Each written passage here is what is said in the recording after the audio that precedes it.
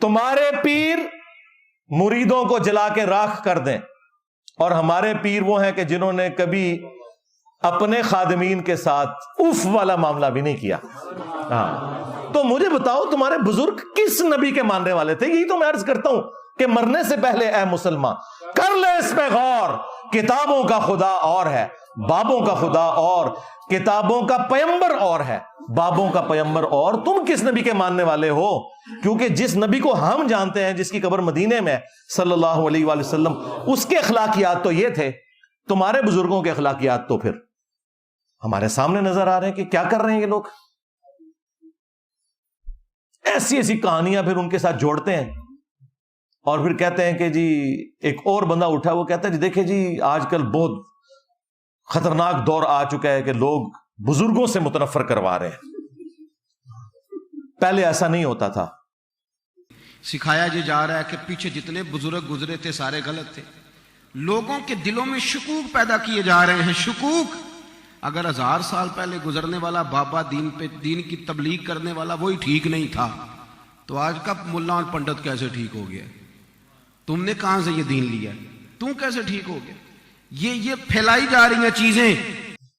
بزرگوں سے متنفر کرایا جا رہا ہے، جن بزرگوں نے کلمہ پڑھا کے ان لوگوں کو مسلمان کیا. اور یہ خوبی یہ بتا رہے ہیں بھائی، اگر یہ خوبی ہے تو ڈاکٹر ذاکر نائک نے سینکڑوں ہندوؤں کو کیمرے میں کلمہ پڑھایا ہے، تو سلطان الہند ڈاکٹر ذاکر نائک کو کیوں نہیں مان لیا؟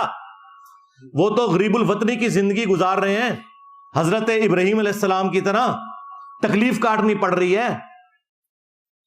اور نہیں کلمہ تے پڑھایا لیکن عقیدے ٹھیک نہیں. پاڑے بابے نے بھی عقیدے ٹھیک نہیں. چشتی رسول اللہ پارٹی، ہاں اشرف علی تھانوی رسول اللہ پارٹی، اردو ایک ہو گئے نا.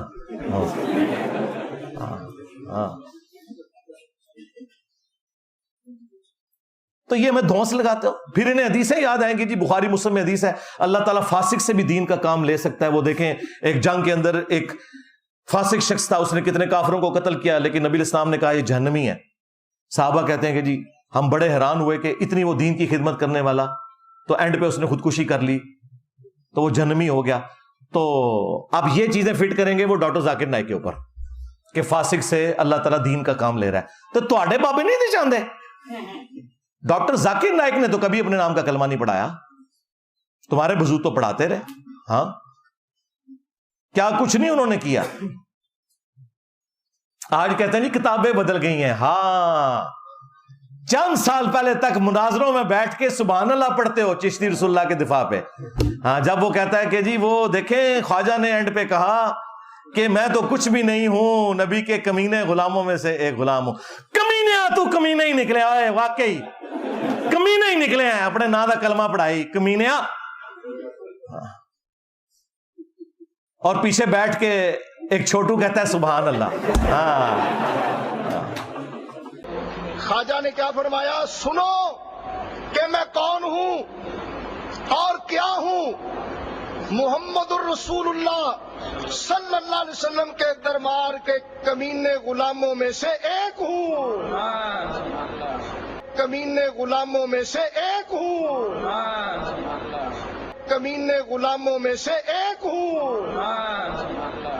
آج کہتا ہے نہیں وہ چشتی نام تو اس وقت ہے ہی نہیں تھا، یہ بعد میں آیا، یہ تو کتابیں چینج ہو گئی ہیں. ہاں 21 مجدد نے بتایا تمہیں کتابیں چینج ہوئی ہیں. پھر جا کے اعلیٰ حضرت کے پیچھے چھپ رہے ہیں. کہتے ہیں جی دیکھیں اعلیٰ حضرت نے تو واضح فتاوی رضویہ میں لکھا ہے کہ اگر کوئی شخص کہے انا رسول اللہ، میں اللہ کا رسول ہوں، نعوذ باللہ، تو وہ کافر ہے. ایک کیڑی اعلیٰ حضرت نے سانو راکٹ سائنس سمجھا دیتی ہے، یہ تو ہر مسلمان نو پتا ہے. ایک کیڑی دین دی خدمت ہے. نہیں انہوں نے تو لکھا ہے وہ چشتیہ کی کتابیں جو ہیں وہ غیر محفوظ ہیں، اور ان میں جو اس قسم کی باتیں آ رہی ہیں وہ چشت کے بزرگوں کی طرف غلط منسوب کی گئی ہیں. نہ میرے بھائی، اعلیٰ حضرت نے فتاوی رضویہ کے اندر اس کتاب کی تعریف کی ہے، سبع سنابل کی، اور یہاں تک لکھا کہ یہ کتاب رسول اللہ کی بارگاہ میں مقبول ہے. اس کتاب میں بھی چشتی رسول اللہ نکل آیا. اعلیٰ حضرت تسی گئے. ہاں اگر اعلیٰ حضرت کو پتا تھا کہ اس میں چشتی رسول اللہ لکھا ہوا ہے اور انہوں نے کہا یہ رسول اللہ کی بارگاہ میں مقبول ہے، تو اعلیٰ حضرت گئے. اور اگر انہیں نہیں پتا تھا تو اعلیٰ حضرت کی بزرگی گئی، کیونکہ علم غیب ہی کوئی نہیں گوسے وقت نو. کدھر جاؤ گے؟ یہ ہے وہ بند گلی. ہاں جس کے بعد یہ پھر ہمارے مہمان آتے ہیں، ہاں ہم علمی دلائل رکھتے ہیں، وہ بندے بھیج دیتے ہیں. تو حشر بیش تو پیچھے رہ گئی، اب سبع سنابل سے میں نے نکالا ہے. چلو اب ذرا ہمت کرو، بتاؤ، جواب دو نا. اس کا جواب صرف یہ بنتا ہے کہ انجینئر صاحب آپ کی باتیں درست ہیں، لیکن رسوائی کی باتیں ہم مانتے ہیں، آندہ سے ہم توبہ کرتے ہیں، اپنے بزرگوں سے اعلان برات کرتے ہیں. یہ کہہ دیں اگر ان کے بڑے آ کے اجتماعی پریس کانفرنس میں میں اپنی تمام ویڈیوز چشتی رسول اللہ سے متعلق ڈیلیٹ کروا دوں گا، چلیں ٹائم قیامت تک جائے. ان کو توفیق نہیں ملے گی. شیطان کو توفیق ملی، اسے نہیں پتا تھا میرا حشر کیا ہونے والا ہے. اللہ تعالیٰ توفیق چھین لیتا ہے. ہاں ان کی پبلک کو ملے گی کیونکہ ان کی روٹی روزی دین کے ساتھ نہیں جڑی ہوئی. وہ کہیں گے کہ یار یہ واقعی غلط ہوا ہے.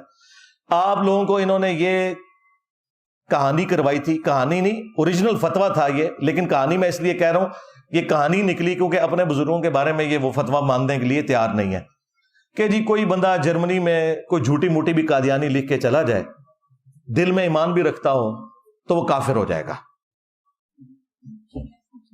یار کوئی بندہ جھوٹی موٹی قادیانی لکھ کے چلا جائے وہ تو کافر ہو جائے گا، اور تمہارا بابا سچی مچی کلمہ پڑھائے اپنے نام کا اور کہے کہ بیٹا پڑھ چشتی رسول اللہ، اور نعوذ باللہ وہ پڑھنے کے بعد اس سے خوش ہو، اسے مرید بھی کرے، اور واپسی پہ وہ صرف ایک گونگلوں سے مٹی جھاڑنے کے لیے کہ میں ایویں پڑھایا سی، ٹھیک ہے، تو وہ کیا ایمان سے نہیں نکلے گا؟ کہتے ہیں جی وہ رجوع ہو گیا. رجوع ایسے نہیں ہوتا میرے بھائی. رجوع یہ ہوتا ہے کہ میں نے کفر کیا تھا، لا الہ الا اللہ محمد رسول اللہ، میں ایمان میں واپس آتا ہوں، اور چونکہ میری بیعت ٹوٹ چکی تھی تو ادھر انتظار کر، میں کوئی پیر تلاش کروں گا، اس سے مرید ہوں گا، پہلے میری چین نبی علیہ السلام تک جڑے. جو ان کے تصوف کا ایک ڈکوسلا چل رہا ہے، میں اس لینگویج میں بات کر رہا ہوں، میں تو اسے فراڈ ہی سمجھتا ہوں. اور پھر میں واپس آؤں گا اور پھر تیری چاچی کے پاس جاؤں گا. چشتی چاچو تیری چاچی گئی، چشتی چاچو تیری چاچی گئی، کیونکہ نکاح بھی ٹوٹ جاتا ہے کلمات کفر سے. تو تیری چاچی پہلے میں جا کے ریٹریو کرا، ہاں نواں اکمیر، ہاں کو مولوی لبا، اور مولوی بھی کو وابی نہ ہوئے، ہاں اور نہ انجینئر کو سنتا ہو، اور پھر میں دوبارہ نکاح پڑھواؤں اور پھر آگے معاملات چلیں گے. تو ایسا تو کچھ بھی نہیں ہوا میرے بھائی. تو رجوع کہاں سے ہو گیا؟ یہ زخم تمہارا میں چھیلتا رہوں گا جب تک کہ تم یہ مان نہیں لوگے کہ تمہارے بزرگوں نے کام ڈالا تھا، یا 1,00,000 ٹن حسن زن رکھتے ہیں کہ انہوں نے نہیں ڈالا تھا، ان کی کتابیں بدل گئی تھی لیکن بتایا انجینئر نے آ کے. ہاں یہ ماننا پڑے گا. اس سے پہلے تو تم نے مناظروں میں دفاع کیا. اور دیکھیں پچھلے 100 سال سے انہوں نے اشرف علی تھانوی رسول اللہ کلمے کے اوپر دیوبندیوں کو نیزے کی نوک پہ رکھا ہوا تھا. آج چشتی رسول اللہ نکلا ہے تو ہاتھ پاؤں پڑ گئے. اس طرح تو نہیں ہوگا. اشرف تھانوی رسول اللہ کلمہ اگر غلط تھا، چشتی رسول اللہ کلمہ بھی غلط ہی ہے.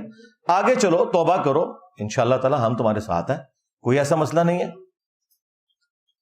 لیکن کسی گراؤنڈ کے اوپر تو کھڑے ہو، اپنے بزرگوں کی جعلی عزتیں ہم سے کرواتے رہتے ہو ہر وقت، اور لوگوں کو ایسا ڈرا کے رکھا ہوا ہے جی پتہ نہیں بزرگ کیا کر دیتے ہیں. کتنے نے بزرگ جناب؟ پاکستان تو قرضے کا شکار ہو چکا ہے. ہاں کدھر گئے ہو بزرگ؟ اوپر دیکھے تو سونا، نیچے دیکھا تو سونا، دائیں دیکھا تو سونا، بائیں دیکھا تو سونا. ہاں نا؟ ہاں. داتا حضور کشف المحجوب میں لکھتے ہیں یہ فکرے ان کی زبان سے تب ادا ہوئے جب اس درخت کے نیچے تھے جس کے اوپر میں چڑھا ہوا تھا. آپ فرماتے خدا کی عزت و عظمت کی قسم، پورا درخت، اس کی ٹہنیاں، اس کا تنا، اس کی جڑیں بھی سونے کی ہو گئی، سارا، ہاں سارا ہی سونے کا ہو گیا. اب وہ جو ہے نا وہ مٹی اٹھانے کے لیے نیچے ہوا، تو نیچے دیکھا تو زمین سونے کی، زمین سونے کی. حضرت یہ کیا ہوا؟ دائیں دیکھا تو سونا، بائیں دیکھا تو سونا، آگے دیکھا تو سونا، پیچھے دیکھا تو سونا. اب بابا جی نے کام کیا تھا، کیوں نہیں مٹی دیا ٹیمہ پھڑان دیا، اور کہتا ہے حضور کہاں سے پکڑاؤں، مٹی ہے ہی نہیں، جہاں تک نظر جاتی سونا ہی سونا ہے.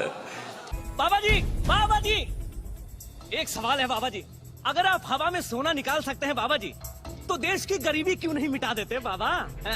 جواب بابا جی، جب آپ خود سونا نکال سکتے ہو تو ہم لوگوں سے چندہ کیوں لیتے ہو بابا جی؟ جواب ہری اوم. ये रॉन्ग नंबर है, ये रॉन्ग नंबर है। اور یہ کشف المحجوب میں علی اجویری صاحب نے اپنے پیر بھائی کے بارے میں نقل کیا ہے کہ انہوں نے درخت پہ چڑھ کے دیکھا کہ جو ان کے مشترکہ پیر صاحب تھے ابو الفضل ختلی، ان کے لیے یہ درخت سونے کا بن گیا۔ اور بھائی کہانی ہے اللہ کے بندوں، ایسا ہونے شروع ہو جائے کہ اللہ تعالیٰ نے دنیا کو بقدر ایفرٹ رکھا ہوا ہے۔ مجھے بتائیں، تم لوگ تو اوپر نیچے دیکھ کے سونا بناتے ہو، اور صحیح بخاری میں لکھا ہے کہ حضرت ابو بکر صدیق رضی اللہ تعالیٰ عنہ کو جب خلیفہ بنایا گیا تو انہوں نے کہا کہ لوگوں تمہیں خوب معلوم ہے کہ میرا کاروبار بڑا اچھا چل رہا تھا، لیکن آج خلافت کی ذمہ داری تم نے میرے کندھوں پہ ڈال دی ہے، میں اپنے بیوی بچوں کو کہاں سے کھلاؤں گا؟ کیونکہ میں اوپر دیکھوں تو سونا، نیچے دیکھوں تو سونا، یہ تو نہیں کر سکتا۔